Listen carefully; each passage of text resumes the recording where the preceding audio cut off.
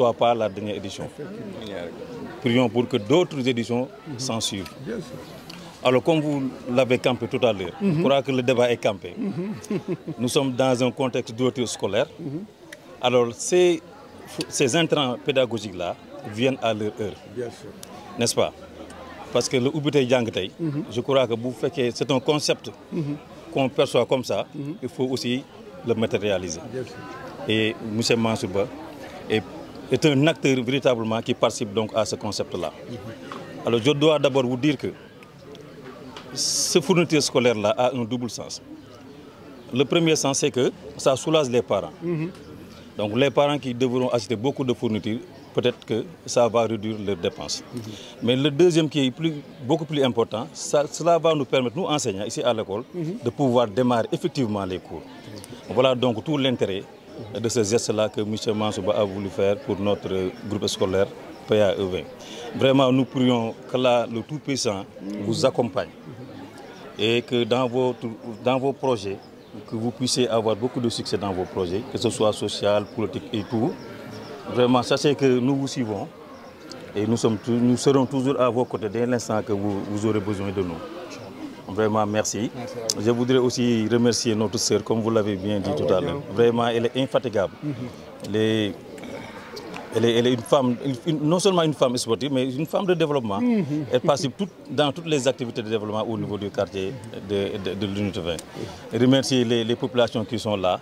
Il y a ici le Badjanougor. Il y a aussi le président des parents d'élèves, le président du CG Diaw, et vraiment beaucoup de personnalités qui sont là, vraiment qui accueillent ce geste-là avec beaucoup d'amour, beaucoup de fierté. Vraiment, nous remercions le parrain Mansour Ba vivement. Merci. Merci beaucoup.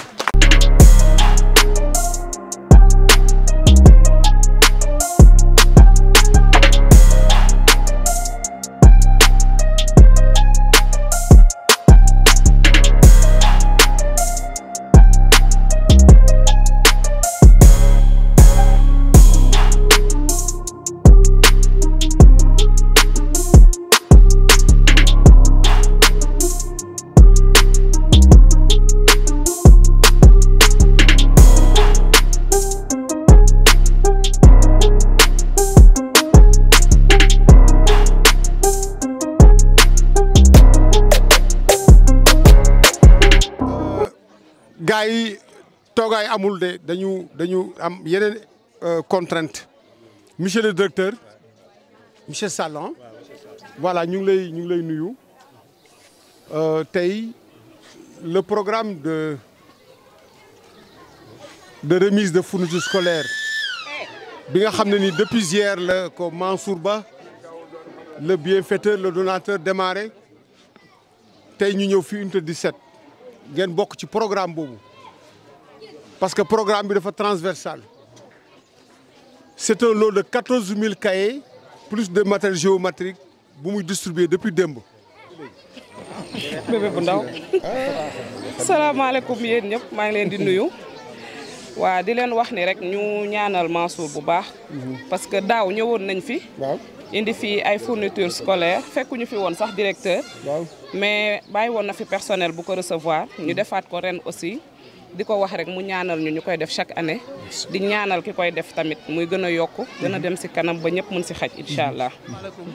S'il vous plaît les élèves. donc si turu directeur bi laa jël kaddu bon daf ma cëral rek jox ma sage école bi mais ñun administration moom hiérarchie la xam comme moom mooy directeur bi moom mooy kilifa gi mais quand même dinaa si sànni tuuti kaddu au nom de l'équipe de PA17 enseignants yi directeurs yi parents d'élèves yi ak chef de quartier bi nga fi tudd léegi d'abord li ñuy njëkk a def mooy remercier Mansour dañ koy gërëm di ko sant di wax ne aussi dañoo bëgg ñu mel ni Mansour si commune bi parce que commune aussi boo si nekkee juddoo fi yaroo fi màggee fi comme ni ko Aziz waxee léegi nga ne da ngay delloo li la école joxoon waa école bi dañ la siy gërëm personnes yu mel nii société bi daf koy soxla république bi da koy soxla commune bi da koy soxla parce que état mënul lépp mairie mënul lépp mais soo ñëwee yow nga ne dama am samay moyen mais man nekkuma si fi mairie bi du ma participer rek affaire bi day sooxe Mansour nag man xam naa ko à travers Parcelles Assainies parce que fii laa dëkk fii laa yaroo fii laa màggee presque 35 ans maa ngi def parcelle di jàngale parcelle depuis presque 30 ans Mansour kenn di ko présenté parcelle quand même action sociale mi fekk na fépp mi ngi dimbali école yi man nag bokk naa sax si ñi ko njëkk a plaidé ne ko li ngay def 19 mënul yem 19 kese parce que 19 la commencé woon ma kaas si waa 19 ne leen Mansour moomu leen ko da ngeen di bàyyi mu ñëw si Parcelles Assainies yëpp depuis 2 ans gis naa mu koy continuer dañ koy ñaanal nag affaire bi gën a law ba année yii di ñëw mu mën a joxe lu ëpp loolu li mu bëgg si parcelle nag moom rek moo ko xam ñu koy si ñaanal nag te di wax aussi que xale yi ngeen dem ba leen demee seen kër dafay baax yu mel ni ngeen na ah yaay papa dafa am ku ñëwoon suñu école ñu koy wax Mansour Ba dëkk Parcelles moo ñëwoon may ñu ay don dafay am solo parce que nit aussi booy def dara dafay am solo ñu lay fësal parce que Mansour si lamb gi lañ ko nit ñi commencé xamee mais nekkul si lamb gi kese ñëpp ñu ko xamul mooy promoteur de lutte la promoteur de lutte bu xaw a jeng la nag parce que ñëpp xam nañu ne loolu la faral mais garaawul donc dañ koy nangu parce que parcelle doomu parcelle la kon Mansour ñu ngi lay gërëm di la sant du ma guddal.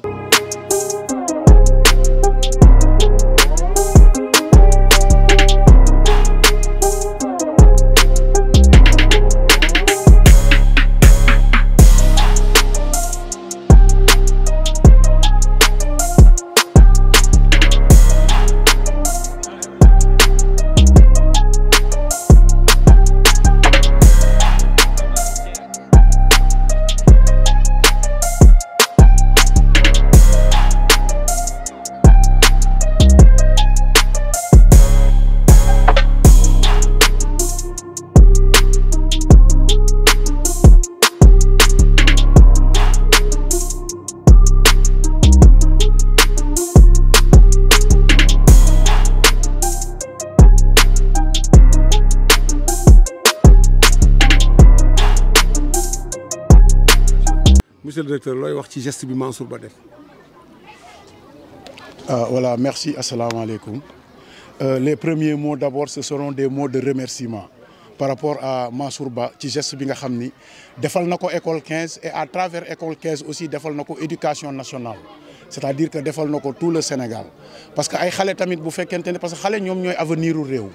bu fekkente ni tamit yow sa imagination ak sa yitte mooy nga ñëw dimbali xale yi à la base donc yow yaa ngi suuxat Sénégal lu ëllëg donc aussi li nga xamante ni defal na ko école bi tey école Sénégal yëpp la ko defal xeebuñu ko maanaam mu néew mu bare c'est le geste qui est important donc par rapport à ça ñu ngi ko ciy remercier di ñaan yàlla mu yokk dooleem yokk mënam mu gën a mën di ko def di ko perpétuer ba xale yi mu koy defal màgg di ko defal yeneen xale wasalaam merci.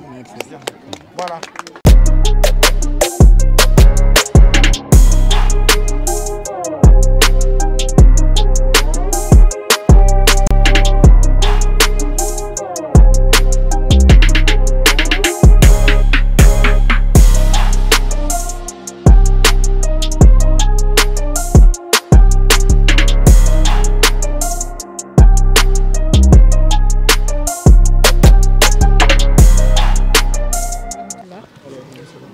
maa ngi leen di nuyu yéen ñëpp seen tur ak seen sant di rafetlu aussi seen teewaay ci école bi parce que ñun ñi nekk ci école bi lu mel nii rek la ñuy xaar parce que nous sommes une école publique te école publique dafa bëri ay cas sociaux alors yéen ñi fi dëkk nag ñi nga xam ne aussi yàlla bàyyiwu leen suñuy def yu mel nii je pense que ñun dañ koy rafetlu et dans plusieurs domaines aussi soxla nañ ñu mel ni monsieur Ba comme l'a dit monsieur le trésorier de l'école école publique dafa bëri problème donc bu ngeen si jàppee vraiment ñun dinañ ci am mbégte parce que état mënul def lépp c'est pas possible état mënul def lépp état bu ubbee ay classes wut ay partenaires tabax ay classes fay jàngalekat yi je pense que loolu c'est un plus li ci des nag communauté bi moo ko moom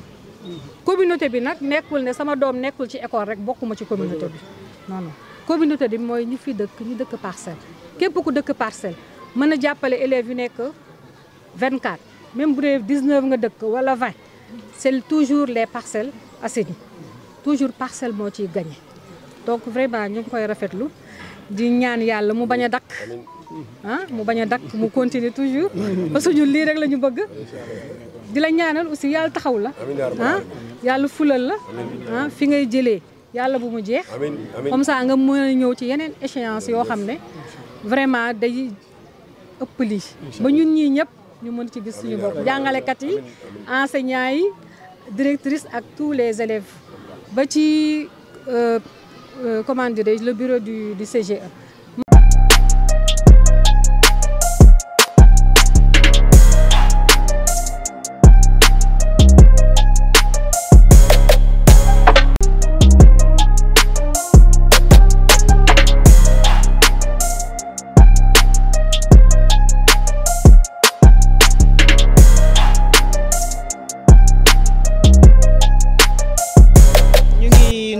di leen ziar di rafetlu aussi seen teewaay bon c'est une surprise mais quand même c'est une surprise agréable vraiment donc lii moom bu ko ñëpp doon def les bonnes volontés kon parents d'élèves yi wax dëgg neex yàlla dina am benn poids bi nga xamante ni dina leen teggeeku.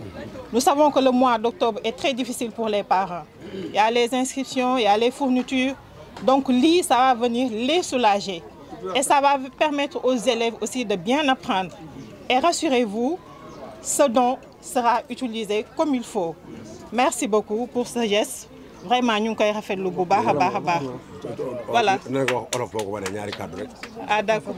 Bien que nous avons bête, parce que nous avons fait 30 minutes. Mais moi, ce que je fais, beaucoup 2 ou 3 personnes défendent. Kon parents d'élèves yu ñu ci bari dina am poids bi nga xamanteni dina leen teggeeku année scolaire dafa metti frais yi bare na wax dëgg neex yàlla koo ci teggil kaye teggil ko livre donc am na benn poids bu am solo bi nga xamanteni teggil nga ko donc lii dina servir aux maîtres mais dina servir plus encore aux élèves parce que élèves yi ñoom ñoo koy utiliser te ñun lépp li nga xamante ni wax dëgg neex yàlla luy jàppale suñu ay élèves lañu donc dañ koy rafetlu donc monsieur Ba jërëjëf encore.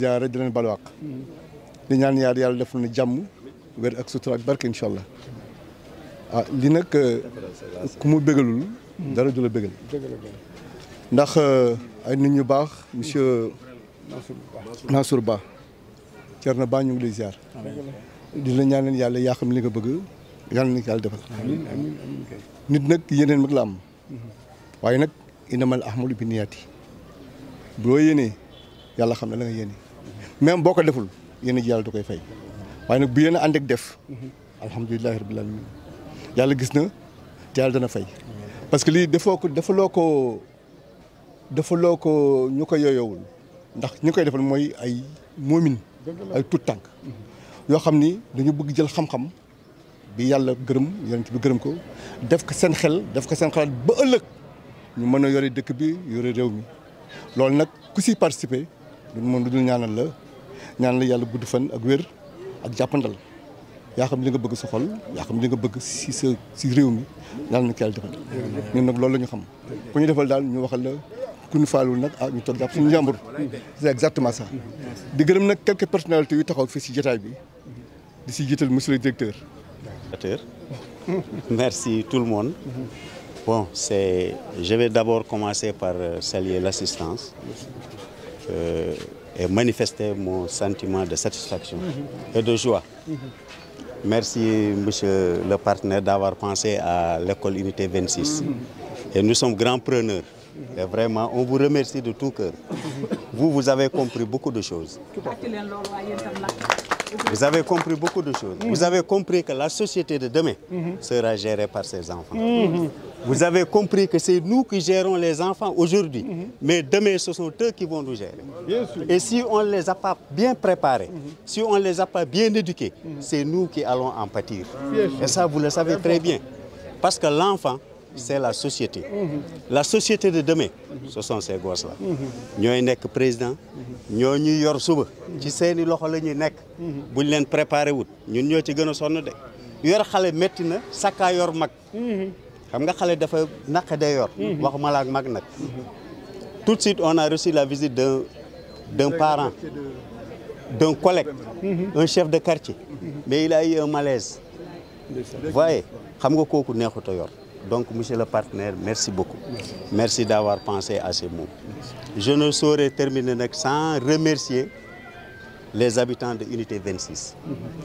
Vraiment, je viens de la région de Matam. Lorsque je venais, les gens s'inquiétaient. Qu'est-ce que tu as à faire à Dakar? Tu ne vas pas faire des cours de renforcement, il y a beaucoup de responsables, il y a beaucoup de problèmes. Mais je n'ai pas regretté de tomber sur l'école de l'unité 26. J'ai trouvé une population très affable, très disponible. Un chef de quartier, lu mu wax ci man yëpp ci moom la ne. Dafa dal, dafa yaru, dafa baax, dafa am yëg ci nit. Xam nga yëg nit moo gën a jafe ci àddina. Moom dafa am yëg ci nit. Xeebul kenn, kiwul kenn, loolu lu am solo la. Mais di remercier infiniment mon CGE.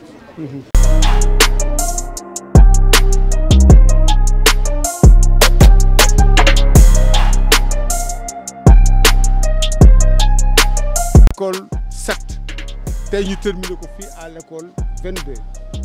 Il a fait l'ensemble des 20 unités des parcelles assainies. Tous les établissements scolaires qui sont parcelles, depuis hier, ont eu à bénéficier des fournitures scolaires. 14 000 cahiers, plus matériel géométrique. Donc, nous avons comme nous Abdou Gueye waxé. C'est un garçon qui parle peu et parfois même il est aphone parce que depuis hier il n'a pas pris la parole.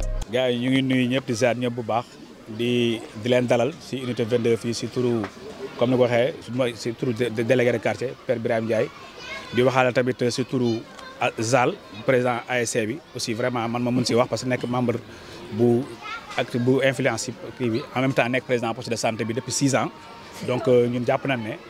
Bon, Mansour moom wax dëgg yàlla lu ñuy wax si moom sax bëriwul quoi parce que xëy na man bu ma koy estimer mooy bu muy nekk capitaine u Santhiane. Ah bon? Boobu ba léegi musuma gis capitaine bu correct comme moom boobu. Donc depuis boobu laa ko estimer topp ko xëy na suñu gisante bëriwul mais vraiment j'ai beaucoup d'estime si moom. Man nag li ma gëm mooy lii laa mos a gëm mooy parcelle doomu parcelle ñoo koy defar te je crois que Mansour depuis bu ñu ko xamee ba léegi si loolay nekk. li tax sax ma mën a wax si moom mooy dama ànd ak ISPA dem voyage yi Saint-Louis.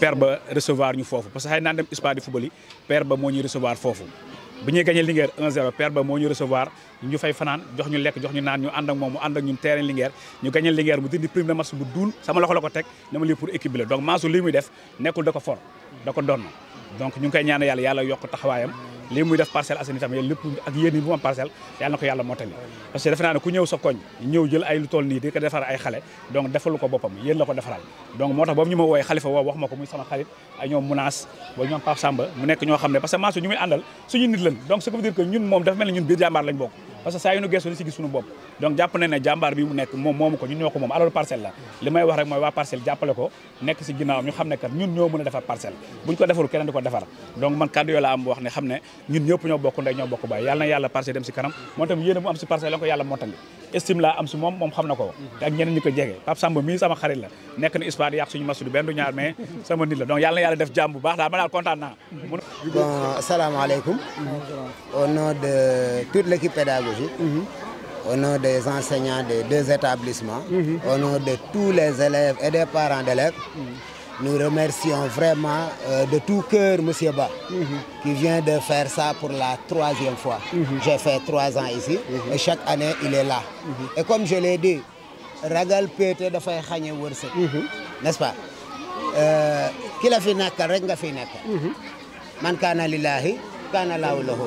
je le dis toujours bu Parcelles amoon d'autres Mansour Ba kon l'éducation n'aura pas de problème la santé aussi n'aura pas de problème du tout n'est-ce pas bon ñu ngi lay gërëm Mansour on avait écrit une lettre de remerciement l'année dernière on l'avait donné à la directrice de l'école 19 voilà pour wax la vraiment contentement bi nga xam ni ñun enseignants yi am nañ ko parents d'élèves yi am ko élèves yi ci boppam am ko ñu ngi lay sant di la gërëm di la ñaanal yàlla loo mën ren yàlla na nga ko mën na nga mën lu ko raw déwén lépp loo songu yàlla na la ko yàlla defal nga atteindre say objectifs bu baax a baax bon maintenant am na ay perspectives yu ma ci bëggoon dugal waaw xam nga nos écoles souffrent c'est toutes les écoles des Parcelles Assainies bon mais comme si à 22 je ne parlais que de l'école 22 les municipalités ne nous paient ni électricité les écoles sont laissées à elles-mêmes n'est-ce pas on manque de matériel didactique on manque de machines comme des ordinateurs comme c'est pas des photocopieurs on se casse la tête pour gérer les compositions les 3 trimestres vraiment ça nous coûte très cher en tout cas comme perspective nous vous prions de bien vouloir penser en ce sens afin d'aider si ce n'est pas chaque école mais les CODEC parce qu'il y a un collectif des directeurs et nous travaillons ensemble pendant les trimestres. Si nous avions une machine sophistiquée, ça permettrait de photocopier parce que la reprographie se fait ici dans mon établissement. C'est moi qui fais la photographie de toutes les compositions du district. 19, 18, CSPA, 12 partout. Donc vraiment, nous vous prions de bien vouloir tenir ça en compte. Yàlla na yàlla fa cat.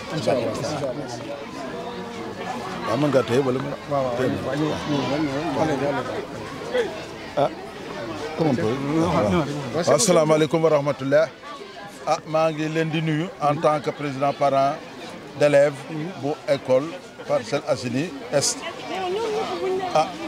yow day monsieur Ba gërëm bi rek la doon jëmale ci yow ñoo ngi lay bëgg a miin ndax daaw ñëw nga fekk ma fi dafa naa ñetti yoon a ngi nii nga ñëw fii kon nag ñoo ngi lay bëgg a miin cant ak ngërëm rek la di jël cant gi nag di ko toog ci loxol directeur mi nga xam ne si tey jii moo dirigé école bi moom tam mu nekk koo xam ne si ak benn école bële di monsieur Sarr koo xam si gan la day soog a ñëw moom itam mi ngi yóbbante ngërëmam ñi ngi leen di sant di leen gërëm ndax lii nga def kat yombul am na ñu nekk ci parcelle bi ëppale ko man ko te defuñu ko yow nga dëkk fu sori ñoom dina ko defal fii kon ñu ngi lay sant di la gërëm man de fu ma toll maa ngi lay ñaanal bés bu ne sax dama naan monsieur Diouf jox ma numéro ma woo ko parce que kii am na ngërëm kat waaw ñu ngi lay sant bu baax monsieur Ba li nga mën ren yàlla na nga ko mën di ko am déwén ca incha allah rabbi day gën a jëm kanam di nga toog fi bay tabax ay salle de classe di joxe ay caabi di ba may ay oto kon donc alhamdulilah rabbil alamin comme que am na ku mel ni yow ñun da yaa ngi dalal sunu xel waaw ca incha allah rabbi itam day gën a jëm kanam rek